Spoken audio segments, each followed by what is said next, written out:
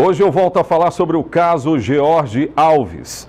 Passados alguns dias de uma investigação que segue sob sigilo de justiça no MP, o Ministério Público, George Alves resolveu falar com a imprensa.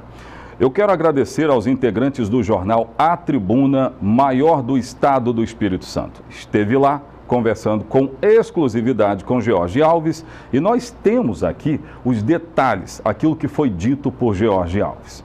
Ele mudou versão de depoimentos que ele já tinha dado para a polícia dias após o acontecido.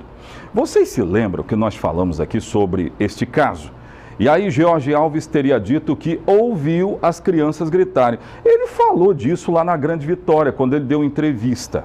Falou disso lá também. Eu me lembro bem. E ele disse que, segundo versão do que pode ter acontecido, as crianças gritaram, chamaram pai, pai, pai.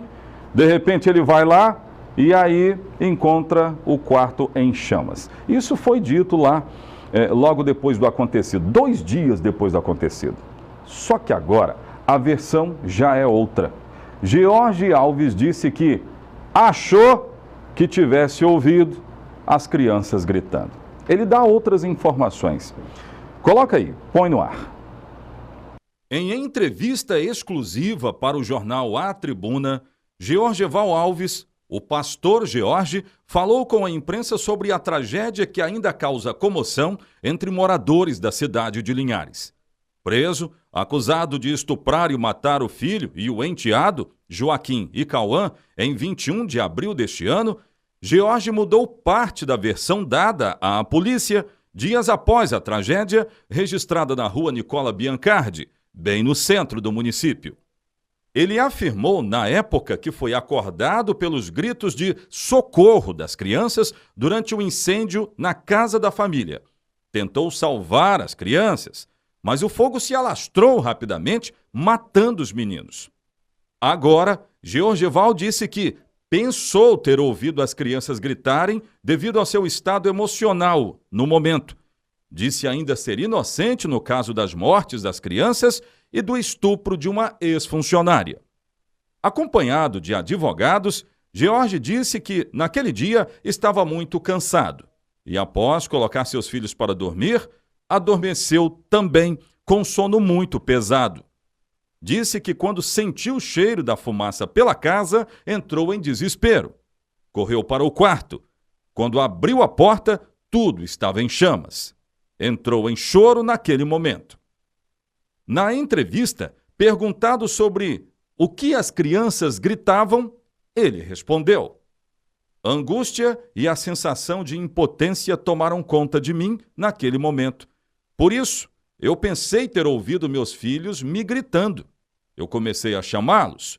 Acredito que era fruto da minha cabeça. Tamanha era a minha aflição naquela hora. George também foi perguntado sobre o que teria a dizer sobre as acusações que pesam contra ele.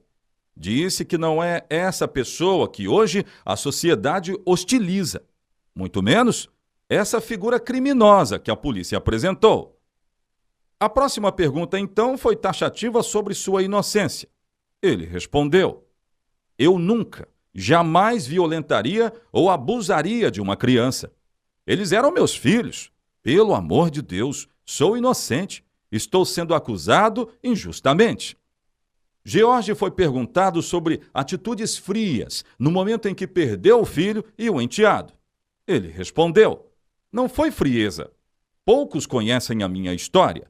Sabem dizer como a minha vida foi dura e sofrida. Desde o meu nascimento, tudo o que eu fiz foi lutar pela minha sobrevivência. O que a população fala sobre mim foram coisas que os outros contaram, e eu não. Eu tenho uma história. George foi perguntado também sobre a entrevista que deu para o jornal A Tribuna e a Rede Sim, horas depois do acontecido. Ele respondeu: na verdade, eu não queria dar entrevista nenhuma. Não estava preparado psicologicamente para isso. Não estava sabendo lidar com a perda dos meus filhos. Tudo isso ainda está sendo muito difícil para mim e para minha família. Naquele momento, estávamos acompanhados de um pastor da igreja. Quando saímos do IML ou DML, ele nos direcionou para falar com a imprensa para dar uma satisfação à população enquanto pastores. Ele também falou sobre o fato de ter ido para uma lanchonete horas depois da tragédia e ter tirado uma selfie no elevador de um hotel da cidade. Sobre isso, George respondeu: não tínhamos ânimo e nem forças para nada. Naquele momento, não queríamos sair do hotel para nada. Estávamos esperando em Deus que aquele momento terrível passasse. Mas o pastor que estava conosco, nos auxiliando naquele momento, nos aconselhou que saíssemos para comer fora, que isso nos ajudaria a não ficar lembrando da perda dos nossos filhos. A selfie foi tirada para lembrar a mim e a minha esposa, que mesmo diante daquele momento difícil de perda, ainda éramos uma família. Iríamos restaurar nossa casa. Sobre a mais nova denúncia do MP, relatando abuso sexual contra uma ex-funcionária do seu salão de beleza, o pastor afastado disse: eu sequer tive uma funcionária com o nome que me disseram.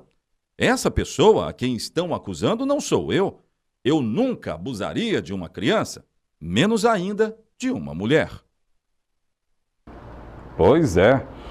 Mudadas algumas versões agora com a justiça. Isso vai dar um embate judicial grande, envolvendo advogados, envolvendo o Ministério Público naquilo que ainda está sustentando. Mas o caso segue ainda sobre sigilo de justiça, não é? Ainda não foram abertas muitas coisas que já chegaram para o MP e muita coisa não foi liberada para a imprensa, mas há uma mudança brusca de versão de George Alves nesse caso.